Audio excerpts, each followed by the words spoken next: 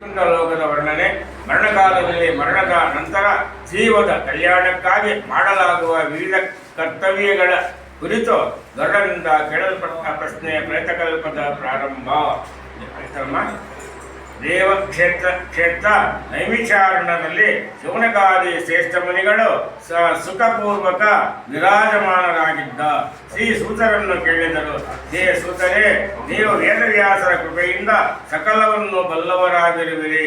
ನಮ್ಮ ಸಂದೇಹವನ್ನು ನೀವೇ ದೂರಗೊಳಿಸಬಲ್ಲಿರಿ.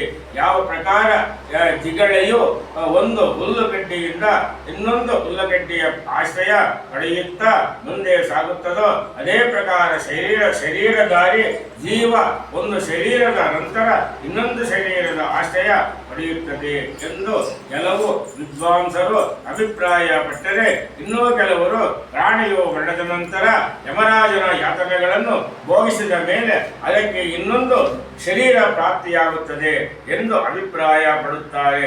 ಇವೆರಡರಲ್ಲಿ ಯಾವುದು ಸತ್ಯ? ಇದನ್ನು ನಮಗೆ ತಿಳಿಸುವ ಕೃಪೆ ಮಾಡಿ. ಸೂತರು ಹೇಳಿದರು, ಹೇ ಪುಣ್ಯವಂತರೇ, ನೀವು ಉತ್ತಮ ಪ್ರಶ್ನೆಯನ್ನೇ ಕೇಳುವಿರಿ. ನಿಮ್ಮಲ್ಲಿ ಸಂದೇಹ ಉತ್ಪನ್ನವಾಗುವುದಾದರೂ ಅಸಂಭವ. ಆದರೆ ನೀವು ಲೋಕ ಹಿತಾರ್ಥದಿಂದ ಪ್ರೇರಿತರಾಗಿರಿ. ಈ ಪ್ರಶ್ನೆಯನ್ನು ಕೇಳಿರುವಿರಿ. ನಾನು ನಿಮ್ಮ ಸಂದೇಹವನ್ನು ಭಗವಂತ ಶ್ರೀಕೃಷ್ಣ ಹಾಗೂ ಗರುಡನ ಮಧ್ಯೆ ನಡೆದ ಸಂವಾದದ ಮೂಲಕ ದೂರಗೊಳಿಸುವೆ. ಸರ್ವಪ್ರಥಮ ನಾನು ಯಾರು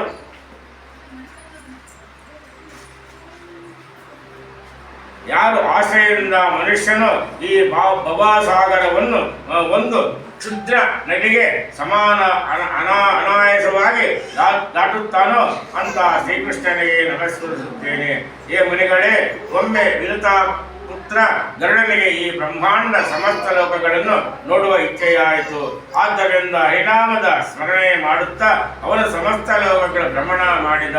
ಪಾತಾಳ, ಭೂಲೋಕ, ಸ್ವರ್ಗಲೋಕದಲ್ಲಿ ಭ್ರಮಣ ಮಾಡುತ್ತಾ ಭೂಲೋಕದ ದುಃಖದಿಂದ ಅತ್ಯಂತ ದುಃಖಿತ ಅಶಾಂತ ಚಿತ್ತನಾಗಿ ಪುನಃ ವೈಕುಂಠ ಲೋಕಕ್ಕೆ ಹಿಂದಿರುಗಿ ಬಂದ. ವೈಕುಂಠ ಲೋಕದಲ್ಲಿ ಮೃತ್ಯು ಲೋಕದ ಸಮಾನ ರಜೋಗುಣದ ಪ್ರವೃತ್ತಿಯಾಗಲಿ ತಮೋಗುಣದ ಪ್ರವೃತ್ತಿಯಾಗಲಿ ಇಲ್ಲ. ರಜೋಗುಣ ತಮೋಗುಣಗಳ ಮಿಶ್ರಿತ ಸತ್ವಗುಣದ ಪ್ರವೃತ್ತಿ ಕೂಡ ಇಲ್ಲ. ಅಲ್ಲಿ ಕೇವಲ ಶುದ್ಧ ಸತ್ವಗುಣವೇ ನೆಲೆಸಿರುತ್ತದೆ. ಅಲ್ಲಿ ಮಾಯೆಯಾಗಲಿ ಯಾರದ್ದೇ ವಿನಾಶವಾಗಲಿ ರಾಗ ದ್ವೇಷಾದಿ ಷಡ್ವಿಕಾರಗಳಾಗಲಿ ಇಲ್ಲ. ಅಲ್ಲಿ ದೇವಾಸುರರ ಸಮೂಹದಿಂದ ಪೂಜಿತ ಶ್ಯಾಮವರ್ಣದ ಸುಂದರ ಕಾಂತಿಯಿಂದ ಸುಶೋಭಿತ ರಾಜೀವಲೋಚನ ವಿಷ್ಣುವನಿಗೆ ಸಭಾಸದಲ್ಲಿರುತ್ತಾರೆ. ಅವರು ಪೀತವರ್ಣದ ವಸ್ತ್ರ ಮನೋಹರ ಆಭರಣಗಳಿಂದ ವಿಭೂಷಿತ ಮಣಿಯುಕ್ತ ಸ್ವರ್ಣದ ಅಲಂಕಾರಗಳಿಂದ ಶೋಭಿತರಿರುತ್ತಾರೆ. ಅವರೆಲ್ಲರಿಗೂ 4 ತೋಳುಗಳು, ಕರ್ಣಗಳಲ್ಲಿ ಕುಂಡಲ, ಶಿರದ ಮೇಲೆ ಮುಕುಟವಿದ್ದು ಅವರ ವಕ್ಷಸ್ಥಳ ಸುಂದರ ಪುಷ್ಪಗಳ ಮಾಲೆಯಿಂದ ಶೋಭಿತವಾಗಿರುತ್ತದೆ. ಮನಮೋಹಕ ಅಪ್ಸರರಿಂದ ಒಡಗೂಡಿದ ಮಹಾತ್ಮರ ಪ್ರಕಾಶಮಾನ ವಿಮಾನಗಳ ಪಂಕ್ತಿಯ ಕಾಂತಿಯಿಂದ ಅವರೆಲ್ಲರೂ ಸದಾ ಪ್ರಕಾಶಮಾನವಾಗಿರುತ್ತಾರೆ. ಅಲ್ಲಿ ಅನೇಕ ಪ್ರಕಾರದ ವೈಭವಗಳಿಂದ ಸಮನ್ವಿತ ಲಕ್ಷ್ಮಿಯು ಪ್ರಸನ್ನತೆಯಿಂದ ಆ ಶ್ರೀಹರಿಯ ಚರಣಗಳಲ್ಲಿ ಪೂಜೆ ಮಾಡುತ್ತಾಳೆ. ಗರುಡನು ಜೋಕಾಲಿಯಲ್ಲಿ ವಿರಾಜಮಾನಾಗಿದ್ದ ಶ್ರೀಹರಿಯನ್ನು ನೋಡಿದ ಸಖಿಯರಿಂದ ಲಕ್ಷ್ಮಿಯು ಶ್ರೀಹರಿಯನ್ನು ಸ್ತುತಿಸುತ್ತಿದ್ದಳು. ಕೆಂಪಾದ ವಿಶಾಲ ನೇತ್ರಯುಕ್ತ ಪ್ರಸನ್ನ ವದನದ ದೇವತೆಗಳ ಅಧಿಪತಿ ಶ್ರೀಪತಿ ಜಗತ್ಪತಿ ಯಜ್ಞಪತಿ ಶ್ರೀಹರಿಯು ತನ್ನ ನಂದ ಸುನಂದ ಮೊದಲಾದ ಪ್ರಧಾನ ಸಭಾಸದರನ್ನು ನೋಡುತ್ತಿದ್ದ. ಆತನ ಶಿರವು ಮುಕುಟ, ಕರ್ಣಗಳು ಕುಂಡಲ, ವಕ್ಷಸ್ಥಳ ಶ್ರೀಯಿಂದ ಶೋಭಿತವಾಗಿದ್ದವು. ಪೀತಾಂಬರದಿಂದ ವಿಭೂಷಿತನಾಗಿದ್ದ. ಆತನಿಗೆ 4 ತೋಳುಗಳಿದ್ದು ಪ್ರಸನ್ನ ಮುದ್ದೆಯುಕ್ತ ವದನದಲ್ಲಿ ಮುಗುಳ್ನಗೆ ಇತ್ತು. ಅಮೂಲ್ಯವಾದ ಆಸನದ ಮೇಲೆ ವಿರಾಜಮಾನನಾದ ಶ್ರೀಹರಿಯು ಆ ಸಮಯ ಅನ್ಯನ್ಯ ಶಕ್ತಿಗಳಿಂದ ಆವೃತನಾಗಿದ್ದ. ಪ್ರಕೃತಿ ಪುರುಷ ಶ್ರೇಷ್ಠನೇ, ಅಹಂಕಾರ ಪಂಚ ಕರ್ಮೇಂದ್ರಿಯ ಪಂಚ ಜ್ಞಾನೇಂದ್ರಿಯ ಮನಸ್ಸು ಪಂಚ ಮಹಾಭೂತ ಹಾಗೂ ಪಂಚ ತನ್ಮಾತ್ರೆಗಳಿಂದ ನಿರ್ಮಿತ ಶರೀರವಾದ ವಿನುತಾಸುತ ಗರುಡನು ತನ್ನದೇ ಸ್ವರೂಪದಲ್ಲಿ ರಮಣ ಮಾಡುತ್ತಾ ಶ್ರೀಹರಿಯ ದರ್ಶನ ಮಾಡಿದ ಆತನ ಅಂತಃಕರಣ ಆನಂದಭರಿತವಾಗಿ ಶರೀರ ರೋಮಾಂಚನಗೊಂಡಿತು. ನೇತ್ರಗಳಿಂದ ಪ್ರೇಮಾಶ್ರು ಧಾರೆ ಪ್ರವರ್ತಿತು. ಆನಂದಮಗ್ನಾದ ಗರುಡ ಶ್ರೀಹರಿಗೆ ನಮಸ್ಕರಿಸಿದ. ಆಗ ಶ್ರೀಹರಿ ಹೇಳಿದ, ಹೇ ಪಕ್ಷಿರಾಜ, ನೀನು ಇಷ್ಟು ದಿನಗಳಲ್ಲಿ ಜಗತ್ತಿನ ಯಾವ ಯಾವ ಲೋಕಗಳಲ್ಲಿ ಭ್ರಮಣ ಮಾಡಿದೆ? ಗರುಡ ಹೇಳಿದ, ಭಗವಂತ, ನಿನ್ನ ಕೃಪೆಯಿಂದ ನಾನು ಸಮಸ್ತ ತ್ರಿಲೋಕಗಳ ಪರಿಭ್ರಮಣ ಮಾಡಿದೆ. ಅವುಗಳಲ್ಲಿ ಸ್ಥಿತ ಜಗತ್ತಿನ ಸಕಲ ಸ್ಥಾವರ ಹಾಗೂ ಜಂಗಮ ಪ್ರಾಣಿಗಳನ್ನು ಕೂಡ ನೋಡಿದೆ. ಯಮಲೋಕವೊಂದನ್ನು ಹೊರತುಪಡಿಸಿ ಪೃಥ್ವಿ ಲೋಕದಿಂದ ಸತ್ಯ ಲೋಕದವರೆಗಿನ ಸಕಲವನ್ನು ನಾನು ನೋಡಿದೆ. ಈ ಎಲ್ಲ ಲೋಕಗಳಿಗಿಂತ ಭೂಲೋಕ ಪ್ರಾಣಿಗಳಿಂದ ಹೆಚ್ಚು ಪರಿಪೂರ್ಣವಾಗಿದೆ. ಸಕಲ ಜನ್ಮಗಳಲ್ಲಿ ಮಾನವ ಜನ್ಮವೇ ಭೋಗ ಮೋಕ್ಷಗಳ ಶುಭ್ರ ಆಶ್ರಯವಾಗಿದೆ. ಆದ್ದರಿಂದ ಸುಕೃತಿಗಳಿಗಾಗಿ ಇಂತಹ ಲೋಕ ಇದುವರೆಗೂ ಸೃಷ್ಟಿಯಾಗಿಲ್ಲ ಹಾಗೂ ಭವಿಷ್ಯದಲ್ಲಿಯೂ ಆಗುವುದಿಲ್ಲ. ದೇವತೆಗಳು ಕೂಡ ಈ ಲೋಕದ ಪ್ರಶಂಸೆ ಮಾಡುತ್ತಾ ಯಾರು ಪವಿತ್ರ ಭಾರತದ ಭೂಮಿಯಲ್ಲಿ ಜನ್ಮ ತಳೆದು ನಿವಾಸ ಮಾಡುತ್ತಾರೋ ಅವರು ಧನ್ಯರಾಗಿದ್ದಾರೆ. ದೇವತೆಗಳು ಕೂಡ ಸ್ವರ್ಗ ಹಾಗೂ ಅಪವರ್ಗ ರೂಪ ಫಲದ ಪ್ರಾಪ್ತಿಗಾಗಿ ಪುನಃ ಭರತ ಭೂಮಿಯಲ್ಲಿ ಮನುಷ್ಯ ರೂಪವನ್ನು ಜನ್ಮ ತಾಳುತ್ತಾರೆ ಎಂದು ಗಾಯನ ಮಾಡುತ್ತಾರೆ. ಹೇ ಪ್ರಭು, ನನಗೆ ಹಲವು ಸಂದೇಹಗಳಿವೆ. ನೀನು ಕೃಪೆ ಮಾಡಿ ಅವುಗಳನ್ನು ನಿವಾರಿಸು. ಮೃತನನ್ನು ಯಾವ ಕಾರಣದಿಂದ ಭೂಮಿಯೋ ಮೇಲೆ ಮಲಗಿಸುತ್ತಾರೆ? ಅವನ ಬಾಯಲ್ಲಿ ಪಂಚರತ್ನ ಗಳನ್ನು ಏಕೆ ಹಾಕಲಾಗುತ್ತದೆ? ಮೃತರ ಕೆಳಗೆ ಕುಶವನ್ನು ಏಕೆ ಹರಡಲಾಗುತ್ತದೆ? ಮರಣದ ಸಮಯ ಮನುಷ್ಯನ ಸಮ್ಮುಖದಲ್ಲಿ ಪುತ್ರರು ಏಕೆ ನಿಲ್ಲುತ್ತಾರೆ? ಮರಣದ ಸಮಯ ವಿವಿಧ ವಸ್ತುಗಳ ದಾನ ಗೋದಾನ ಏಕೆ ಮಾಡಲಾಗುತ್ತದೆ? ಒಂದು ಬಳಗದವರು ಮಿತ್ರ ಶತ್ರುಗಳ ಸೇರಿ ಏಕೆ ಕ್ಷಮಾ ಪ್ರಾರ್ಥನೆ ಮಾಡುತ್ತಾರೆ? ಯಾವುದರಿಂದ ಪ್ರೇತರಿಗಾಗಿ ಜನರು ಮೃತ್ಯು ಕಾಲದಲ್ಲಿ ಲೋಹ ಸ್ವರ್ಣ ಹರಳೆ ಉಪ್ಪು ಸಪ್ತಧಾನ್ಯ ಜೋಳ ಭತ್ತ ಎಳ್ಳು ಹೆಸರು ಕಡಲೆ ಶಾವಿ ಅಕ್ಕಿ ನವಣೆ ಇವು ಸಪ್ತಧಾನ್ಯ ಎನಿಸಿವೆ. ಭೂಮಿ ಹಾಗೂ ಗೋವಿನ ದಾನ ಮಾಡುತ್ತಾರೆ. ಭೂಮಿ ಹೇಗೆ ಮರಣ ಹೊಂದುತ್ತಾನೋ ಆ ಮರಣದ ನಂತರ ಎಲ್ಲಿಗೆ ಹೋಗುತ್ತಾನೋ ಆ ಸಮಯ ಅವನು ಸೂಕ್ಷ್ಮ ಶರೀರ ವನ್ನು ಹೇಗೆ ಹೊಂದುತ್ತಾನೋ ಅಗ್ನಿ ಪ್ರದಾನಿಸುವ ಪೌತ್ರರು ಅವನನ್ನು ಹೆಗಲ ಮೇಲೆ ಏಕೆ ಕೊಂಡೊಯ್ಯುತ್ತಾರೆ? ಶವಕ್ಕೆ ತುಪ್ಪದ ಲೇಪನ ಏಕೆ ಮಾಡಲಾಗುತ್ತದೆ? ಆ ಸಮಯ ಒಂದು ಆಹುತಿಯನ್ನು ಪ್ರದಾನಿಸುವ ಪರಂಪರೆ ಎಲ್ಲಿಂದ ಬಂತು? ಶವಕ್ಕೆ ಭೂಮಿಯ ಸ್ಪರ್ಶ ಏಕೆ ಮಾಡಿಸಲಾಗುತ್ತದೆ? ಸ್ತ್ರೀಯರು ಮೃತ ವ್ಯಕ್ತಿಗಾಗಿ ಏಕೆ ರೋಧಿಸುತ್ತಾರೆ? ಶವದ ಉತ್ತರ ದಿಶೆಯಲ್ಲಿ ಯಮಸೂಕ್ತದ ಪಠನೆ ಏಕೆ ಮಾಡಲಾಗುತ್ತದೆ? ಮೃತನಾದ ವ್ಯಕ್ತಿಗೆ ಸೇವಿಸಲು ಜಲ ಧರಿಸಲು ಒಂದೇ ವಸ್ತ್ರವನ್ನು ಏಕೆ ಪ್ರದಾನಗೊಳಿಸುತ್ತದೆ? ಆ ಸಮಯ ಸೂರ್ಯ ಬಿಂಬ ನಿರೀಕ್ಷಣೆ ಶಿಲೆಯ ಮೇಲೆ ಸ್ಥಾಪಿತ ಜವೆ ಗೋಧಿ ಸಾಸಿವೆ ಕುಶ ಬೇವಿನ ಎಲೆಗಳನ್ನು ಸ್ಪರ್ಶಿಸುವ ವಿಧಾನ ಏಕಿದೆ?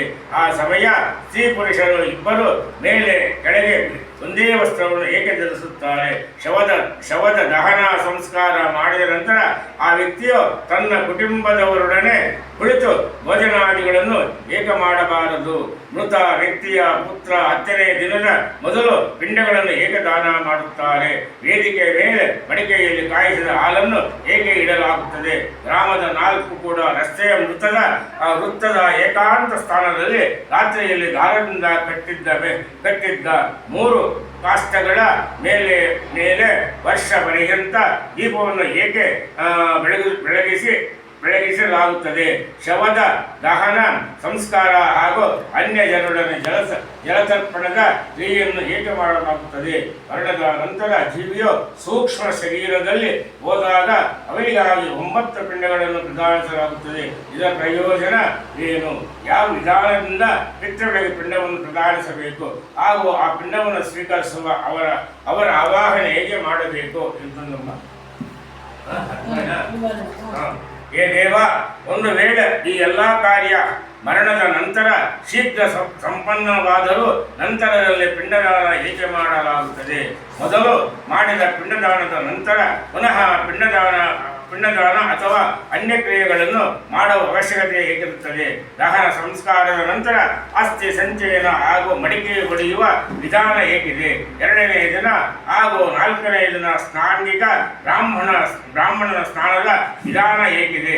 ಹತ್ತನೆಯ ದಿನ ಕುಟುಂಬದ ಸಕಲ ಸದಸ್ಯರಲ್ಲಿ ಶುದ್ಧಿಗಾಗಿ ಸ್ನಾನವನ್ನು ಹೇಗೆ ಮಾಡಲಾಗುತ್ತದೆ? ಹತ್ತನೆಯ ದಿನ ತೈಲ ಅಥವಾ ಅಂಗಲೇಪನದ ಪ್ರಯೋಗ ಹೇಗೆ ಮಾಡಲಾಗುತ್ತದೆ?